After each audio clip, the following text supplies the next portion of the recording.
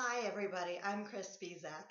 I'm an editor on a mission, and I am the author of Get a Grip on Your Grammar, which is coming out from Career Press in 2017. If you want to know more writing tips like what you're about to hear today, I highly encourage you to check out my website, chrisbezak.com, or to follow me on social media, or to get my fabulous quarterly newsletter that is chock full of all sorts of wonderful tips. However, today we're going to be talking about characters. No, not that crazy neighbor of yours, but we're going to be talking about crafting characters that are real. This is something that sounds so simple, yet it's really, really difficult to do. So we're going to talk about flushing them out, making them three-dimensional, not just guy who walks into a room, not just girl who's standing there, but someone who is real, distinctive, someone who you can imagine who stays in your head a little bit. There's a big difference in someone who's just flat and someone who comes to life. So let's talk about bringing those people to life. Think about those characters that stay with you and who they are. Think about Harry Potter. He's more than a kid with dark hair and glasses and a lightning bolt scar on his forehead. Yes, these are his physical attributes, but he's more than that. Think about Scarlett O'Hara. Yes, her waist is this big. Yes, she's beautiful and she's wearing these hoop skirts, but she's more than her physical attributes. So often, writers focus on the physical with their characters, and they describe their hair, their eye colors, what they're wearing from head to toe.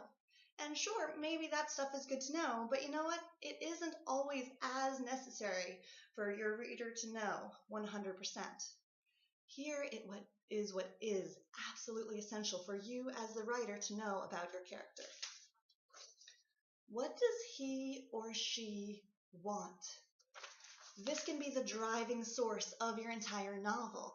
It doesn't have to be something huge like finding the treasure chest. It can be. That sounds like a great story.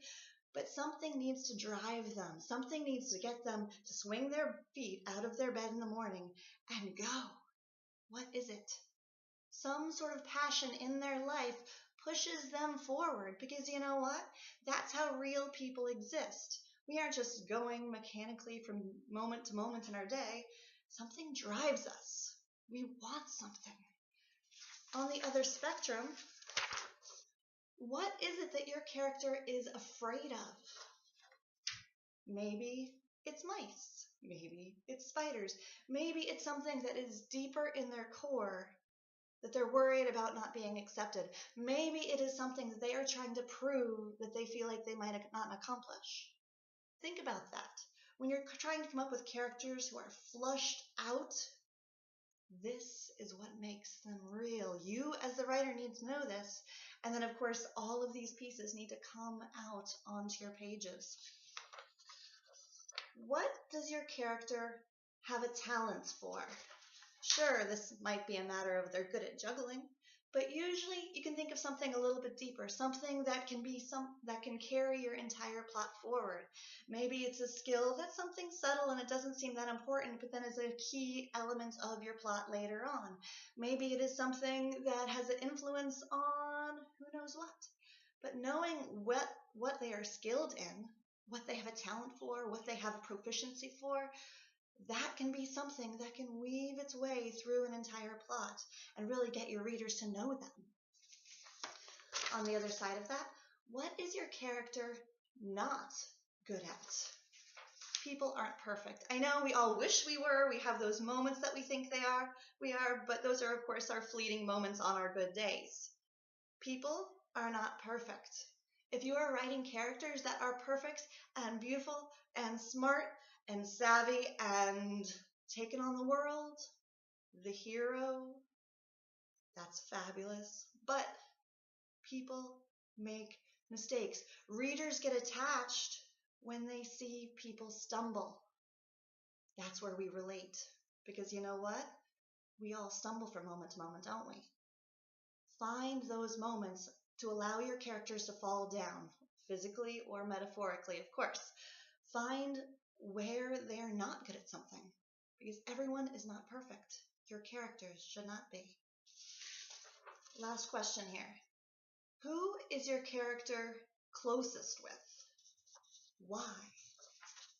This can be very telling. If they are closest with this best friend who is completely polar opposite from them, maybe there's some stories there. Maybe this says something about their own character.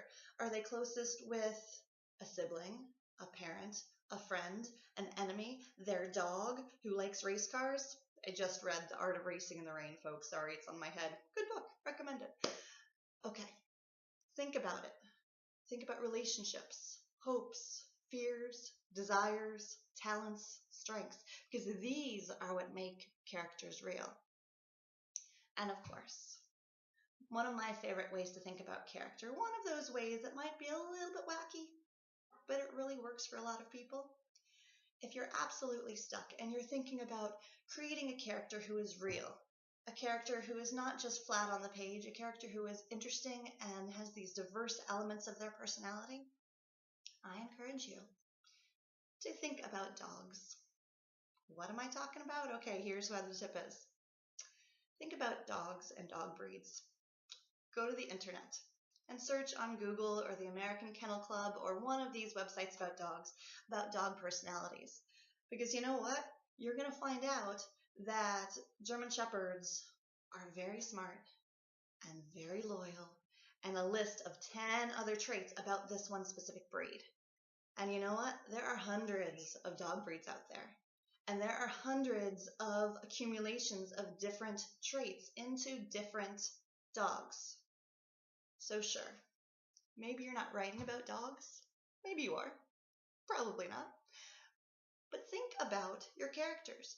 Maybe your character is very in line with a German Shorthair Pointer.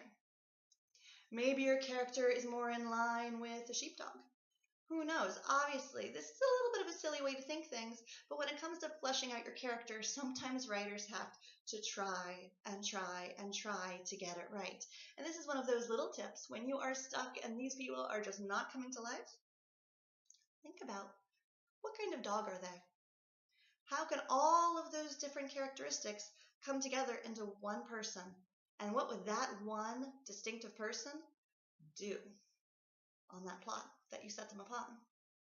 All right, that's it today, talking character.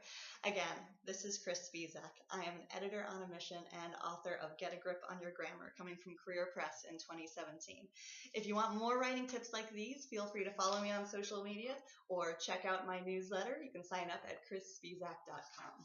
Have a fabulous day, everybody, and happy writing.